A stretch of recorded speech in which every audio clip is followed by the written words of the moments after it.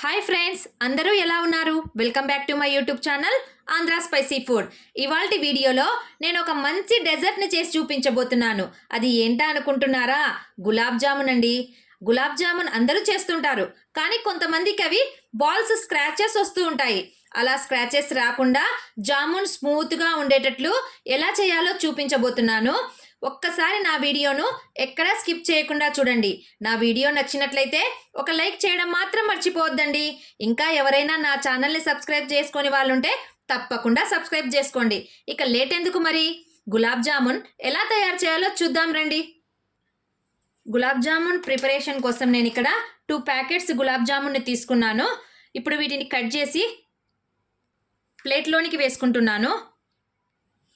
చూడండి, ఇప్పుడు నేను ఇందులోనికి 2 స్పూన్స్ వరకు నెయ్యిని యాడ్ చేసుకుంటున్నాను. నేను ఈ నెయ్యిని ఇంట్లోనే ప్రిపేర్ చేసుకున్నాను. అందరికీ తెలుసు కదండి, నేను బయట తెచ్చుకున్నటువంటి నెయ్యిని వాడనండి. చూడండి, ఇప్పుడు ఈ 2 స్పూన్స్ నెయ్యిలో ఈ గులాబ్ జామున్ మిక్స్ని బాగా కలుపుకోవాలి.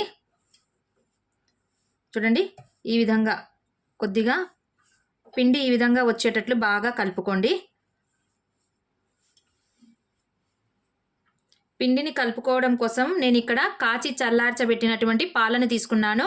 ఈ విధంగా కొద్ది కొద్దిగా వేసుకుంటూ పిండిని కలుపుకుందాము. చూడండి, మరీ లూజుగా కలుపుకోవద్దండి, చిన్న చిన్నగా వేసుకుంటూ కలుపుకోవాలి.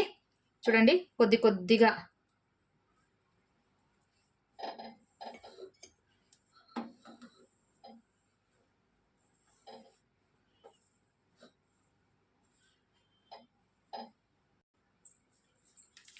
మన సబ్స్క్రైబర్ ఒకరు గులాబ్ జామున్ రెసిపీని చేసి చూపించండి అని అడిగారండి. వాళ్ళ కామెంట్ను చూసి నేను ఈరోజు ఈ గులాబ్ జామున్ను ప్రిపేర్ చేస్తున్నాను. చూడండి, ఎక్కువ లూజ్ కూడా లేకుండా ఈ విధంగా పిండిని కలుపుకోవాలి.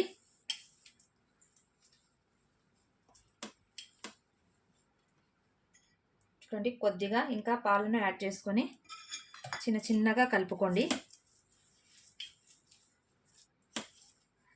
ఎవరన్నా ఇంటికి గెస్ట్లు వచ్చినప్పుడు 10 నిమిషాల్లో ఈ గులాబ్ జామున్ని చేసి పెట్టచ్చండి వాళ్ళకు. చాలా టేస్టీగా కూడా ఉంటుంది. నేను పిండిని ఈ విధంగా మరీ స్మూత్గా లేకుండా మరీ గట్టిగా లేకుండా ఈ విధంగా కలుపుకున్నానండి. ఇప్పుడు ఒక 10 మినిట్స్ వరకు దీన్ని అలాగే ఉంచేద్దాము. ఈలోపు మనము షీరాని ప్రిపేర్ చేసుకుందాము. షీరాని చేసుకోవడం కోసం నేను ఇక్కడ 1/2 కిలో వరకు చక్కెరను తీసుకున్నాను. చూడండి, అందులోనికి నేను చక్కెర కాస్త మునిగేంత వరకు వాటర్ని పోసుకుంటున్నాను.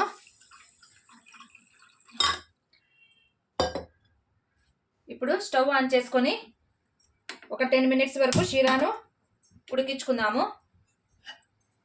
ఇక్కడ షీరా రెడీ అయ్యే లోపల నేను ఇక్కడ జామున్ని ఫ్రై చేసుకోవడం కోసము ఆయిల్ని పెట్టుకుంటున్నాను. ఆయిల్ హీట్ అయ్యేలోపు మనం ఇక్కడ బాల్స్ని ప్రిపేర్ చేసుకుందాము. బాల్స్ ప్రిపేర్ చేసుకోవడానికి నేను ఇక్కడ కొద్దిగా నెయ్యిని తీసుకున్నానండి. పిండిని తడిపి పెట్టుకున్నాం కదా. ఇప్పుడు ఒక్క ప్యాకెట్ గులాబ్ జామున్కి వచ్చేసి కనీసం అంటే మనకు 30 బాల్స్ అయ్యేటట్లుగా మనము బాల్స్ని ప్రిపేర్ చేసుకోవాలండి. ఇప్పుడు చూడండి, బాల్స్ని ఎలా చేసుకుంటున్నానో మనం ఇక్కడ చేతికి కొద్దిగా నెయ్యి రాసుకోవాలి. నెయ్యి రాసుకొని చూడండి, ఈ సైజులో పిండిని తీసుకొని చక్కగా ఈ విధంగా నెయ్యిని రాసుకుంటూ బాల్స్ని ప్రిపేర్ చేసుకోవడం వల్ల ఏమవుతుందంటే బాల్స్ అనేటివి స్క్రాచెస్ రాకుండా వస్తాయండి. చూడండి, ఈ సైజులో ఒక్కో ప్యాకెట్కి వచ్చేసి 30 బాల్స్ రెడీ అవుతాయి. మీరు కూడా అలాగే చేసుకోండి. ఇప్పుడు అన్నిటినీ ఇదే విధంగా బాగా చక్కగా కలుపుకొని ఈ విధంగా రౌండ్ చుట్టుకోవాలి. చూసారా, అన్నీ ఒకే సైజులో వచ్చేటట్లు రెడీ చేసుకోండి. చూడండి, నేను బాల్స్ అన్నిటినీ ఇదే విధంగా ఆయిల్ని అప్లై చేసుకుంటూ రెడీ చేసుకున్నాను. చూడండి, 60 వచ్చేసాయండి నాకు కరెక్ట్గా. ఒక్కో ప్యాకెట్కి వచ్చేసి 30 బాల్స్ చేశాను. 2 ప్యాకెట్స్కి వచ్చేసి 60 బాల్స్ చేశానండి. ఇప్పుడు ఆయిల్ బాగా హీట్ ఎక్కింది. ఇప్పుడు మంటను సిమ్లో పెట్టేసుకొని ఈ బాల్స్ అన్నిటినీ ఫ్రై చేసుకుందాము.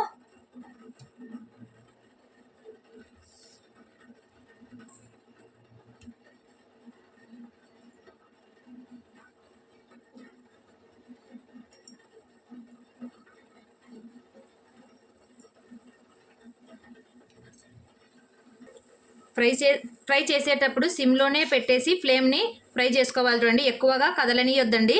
చూడండి ఎలా బాగా పొంగుతున్నాయో.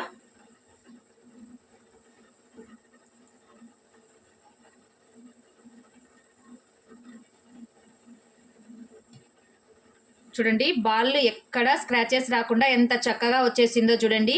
నేను చేసినట్లుగానే మీరు కూడా ఒకసారి ఈ రెసిపీని తప్పకుండా ట్రై చేయండి. గులాబ్ జామున్ అంటే ఎవరికి ఇష్టం ఉండదు చెప్పండి? పిల్లలు పెద్దలు అనే తేడా లేకుండా అందరికీ ఇష్టమేనండి. ఇప్పుడు హాలిడేస్ వచ్చేసాయి కదా, పిల్లలు కూడా అందరూ ఇంట్లోనే ఉంటారు. ఒకసారి తప్పకుండా ట్రై చేసి పెట్టండి. చూడండి, గులాబ్ జామున్ చూడ్డానికే ఎంత కలర్ఫుల్గా కనపడుతుంది కదండి. మరీ ఎక్కువగా బ్లాక్లో వచ్చేంత వరకు దీన్ని ఫ్రై చేయొద్దండి. లోపల పిండి కూడా ఉడికేటట్లుగా సిమ్లోనే పెట్టుకొని ఫ్రై చేసుకోవాలండి. చూసారండి బాల్స్ ఎంత గోల్డెన్ కలర్లో వచ్చేసాయో. ఇలా ఉన్నప్పుడు ఇంకా వీటిని తీసేసుకుందాము. ఇక మిగిలిన వాటిని కూడా ఇలాగే వేసేసుకుంటున్నానండి.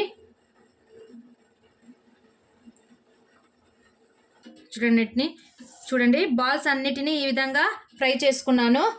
చూడండి ఎంత కలర్ఫుల్గా కనిపిస్తున్నాయో. ఇప్పుడు షీరా కూడా రెడీ అయిపోయిందండి.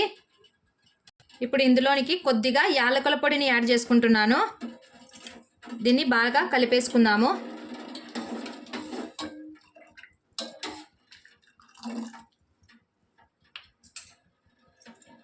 స్టవ్ ఆఫ్ చేసేసుకొని ఇప్పుడు ఫ్రై చేసుకున్నటువంటి ఈ గులాబ్ జామున్లను ఇందులోనికి వేసేస్తున్నాను.